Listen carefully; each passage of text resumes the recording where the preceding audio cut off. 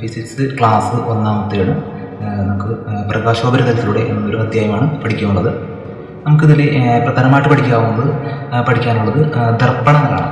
എന്താണ് ഒരു ദർപ്പണത്തിൻ്റെ അല്ലെങ്കിൽ കണ്ണാടിയുടെ പ്രതിപതന തലം?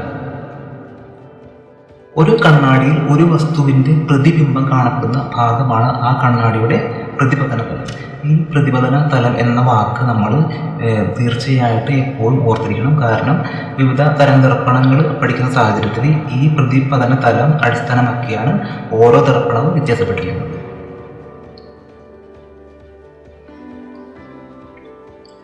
എന്താണ് സമതല ദർപ്പണങ്ങൾ അഥവാ പ്ലെയിൻ മിറേഴ്സ്? പ്രതിപതന തലം നിരപ്പായിട്ടുള്ള അഥവാ സമതലമായിട്ടുള്ള ദർപ്പണങ്ങളാണ് സമതല ദർപ്പണങ്ങൾ. നമ്മൾ സാധാരണ വീട്ടിൽ ഉപയോഗിക്കുന്ന ആ കണ്ണാടിയാണ് ഈ സമതല ദർപ്പണം. സമതല ദർപ്പണങ്ങൾ ഉണ്ടാക്കുന്ന പ്രതിബിംബങ്ങളുടെ പ്രത്യേകതകൾ എന്തെല്ലാം?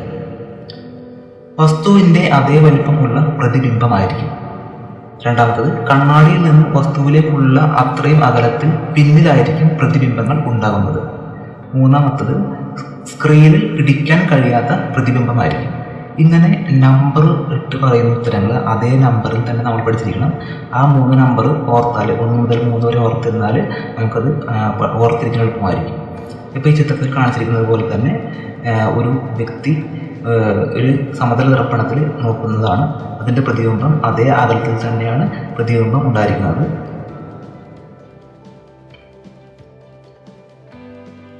എന്താണ് ഗോളീയ ദർപ്പണങ്ങൾ അഥവാ സ്ഫെറിക്കൽ മിറേഴ്സ്? സ്ഫിയർ എന്ന് പറഞ്ഞാൽ ഗോളം, സ്ഫെറിക്കൽ എന്ന് പറഞ്ഞാൽ ഗോളീയ ദർപ്പണങ്ങൾ അഥവാ സ്ഫെറിക്കൽ മിറേഴ്സ് എന്താണ്?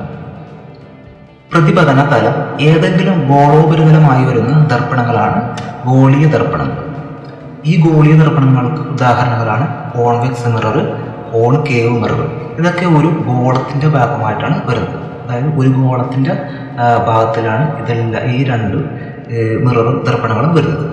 പ്രതിപതന തലം കോൺവെക്സ് മിററിൻ്റെതാണെങ്കിൽ അത് ഈ ചിത്രത്തിൽ കാണിച്ചിരിക്കുന്നത് പോലെ പ്രതിപതന തലമാണ് ഈ നീല നിറത്തിൽ കാണിച്ചിരിക്കുന്നത്.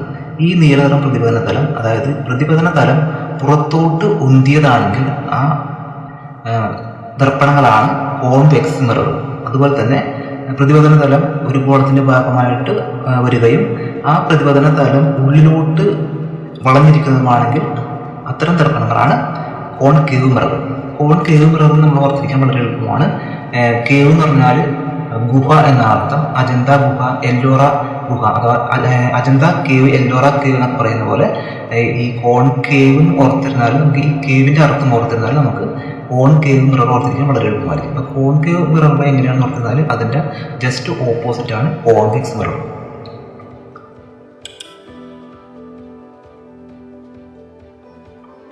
ഗോളീയ ദർപ്പണങ്ങൾ ഏതെല്ലാം?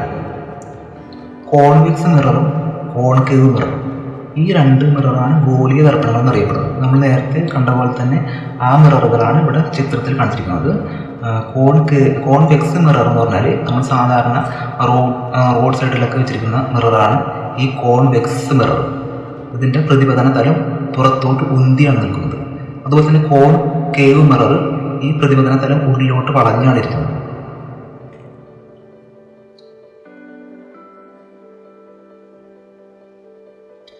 എന്താണ് കോൺവെക്സ് ദർപ്പണം? പ്രതിപതന തലം ഉത്തലം അഥവാ പുറത്തേക്ക് ഉന്തിയത് ആണെങ്കിൽ അത്തരം ദർപ്പണങ്ങൾ കോൺവെക്സ് ദർപ്പണങ്ങൾ എന്നറിയപ്പെടുന്നു. ചിത്രത്തിൽ കാണിച്ചിരിക്കുന്നത് നേരത്തെ പോലെ തന്നെ കോൺവെക്സ് മിററിൻ്റെ ഒരു ഡയഗ്രമാണ് കാണിച്ചിരിക്കുന്നത്. ഇതിൽ പ്രതിപതന തലം ഈ നീല നിറത്തിൽ കാണിച്ചിരിക്കുന്നതാണ് പ്രതിപതന തലം. അപ്പോൾ പ്രതിപതന തലം പുറത്തേക്ക് ഉന്തിയതാണെങ്കിൽ അത്തരം ദർപ്പണങ്ങളാണ് കോൺവെക്സ് ദർപ്പണങ്ങൾ.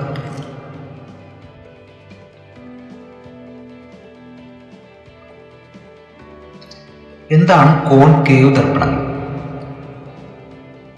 പ്രതിപതന തലം അവതലം അഥവാ അകത്തേക്ക് വളഞ്ഞതാണെങ്കിൽ അത്തരം ദർപ്പണങ്ങളാണ് കോൺകേവ് ദർപ്പണങ്ങൾ. അപ്പം നേരത്തെ ഞാൻ പറഞ്ഞ പോലെ പ്രതിപതന തലം എന്താണെന്ന് ഓർത്തിരിക്കണം. അപ്പം അത് ഓർത്തിരുന്നാൽ ആ പ്രതിപതന തലം എങ്ങനെയാണെന്ന അടിസ്ഥാനത്തിലാണ് ഈ 2 ദർപ്പണങ്ങളും വ്യത്യാസപ്പെട്ടിരിക്കുന്നത്. ചിത്രത്തിൽ കാണിച്ചിരിക്കുന്നത് പോലെ പ്രതിപതന തലം ഒരു ഗോളത്തിൻ്റെ ഭാഗമായിട്ട് വന്ന് പ്രതിപതന തലം അതിൻ്റെ ഉള്ളിലോട്ട് വളഞ്ഞിരിക്കുന്ന രീതിയിലാണ് പ്രതിപതന തലം. അതുകൊണ്ട് കോൺകേവ് ദർപ്പണമാണിത്.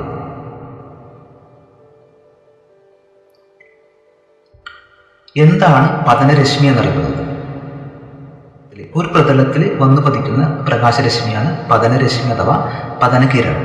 ചിത്രത്തിൽ കാണിച്ചിരിക്കുന്നത് പോലെ ഒരു സമതല ദർപ്പണമാണ് ഇതിൽ നിരപ്പായിട്ട് വെച്ചിരിക്കുന്നത്. അതിൽ വന്നു പതിക്കുന്ന രശ്മിയാണ് ഈ ഇടത്തെ സൈഡിൽ കാണിച്ചിരിക്കുന്നത്. അത് പതനരശ്മി. ദർപ്പണത്തിൽ പതിച്ച് പ്രതിപതിക്കുന്ന രശ്മിയാണ് പ്രതിപതന രശ്മി. എന്താണ് പ്രതിപതന രശ്മി?